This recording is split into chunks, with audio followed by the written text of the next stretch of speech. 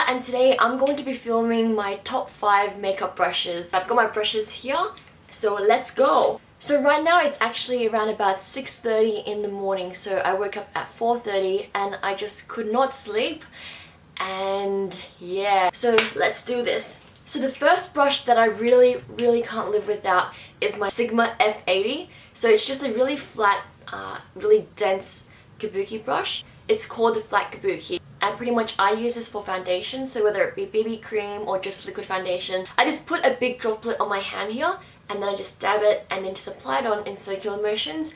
And on days that I'm lazy, I actually just put highlight, so I have a liquid highlight as well. So I just put a dollop of BB cream, a dollop of highlight, and then I just go BB cream all over, and then highlight just on the high points of my face, so like my cheeks, sometimes the bridge of my nose, my chin, and my cupid's bow. I'll just do all of that with this single brush.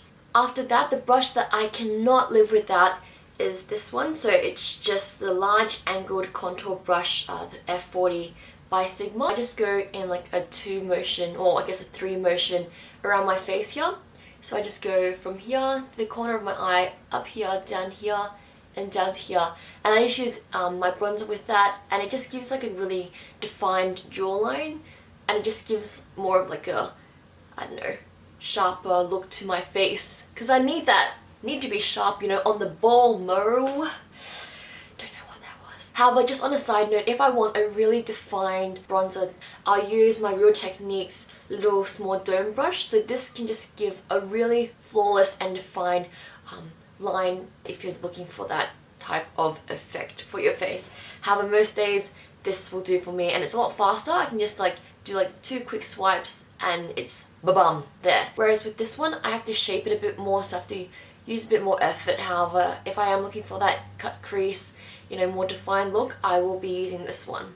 The third brush that I cannot live without is my tapered RealTechniques brush. So it's this one. So the bristles are really fine up top, and it just doesn't feel as dense, so it's tapered up top. So what I do with this is just dab it into my cream blush, and then I'll swirl it around, and then just kind of like, I guess slightly just put it onto the apples of my cheeks in kind of like a swiping motion.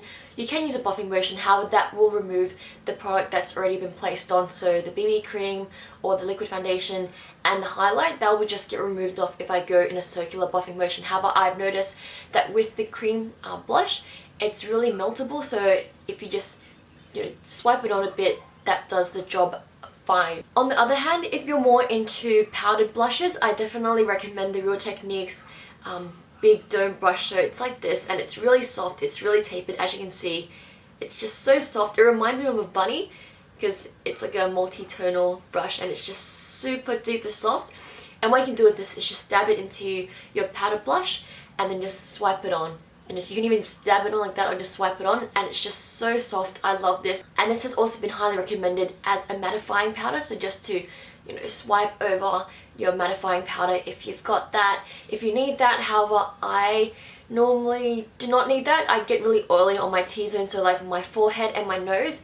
However, I just use blotting paper, and my forehead is covered by my fringe, so I normally just use dry shampoo to cover up any oiliness in my fringe if that is the case. The fourth brush that I am absolutely loving and cannot live without is this little flat shader brush from Gloss. So Gloss is an Australian makeup brand. It's kind of like a drugstore brand, so I'm not too sure whether you can get it internationally. This is what it looks like. It's just a flat shader brush, and it's just super soft. The thing I love about this is that the shader is really small. So normally with my Sigma flat shader brushes, the bristles themselves are actually really fat and dense and big, and they're more catered towards Caucasian eyes. And so with my eyes, I have I guess more monolid looking eyes, so the crease in between isn't as big. So this brush is perfect for my eyes because it just fits perfectly in the little crease area. And so pretty much when I'm doing smoky eyes, I don't want to have kind of like a really heavy hand type of look, and that's what happens when I use the Sigma brushes. So with this gloss brush, I can just be super precise. There's no number on it, but it's just pretty much the flat shader brush.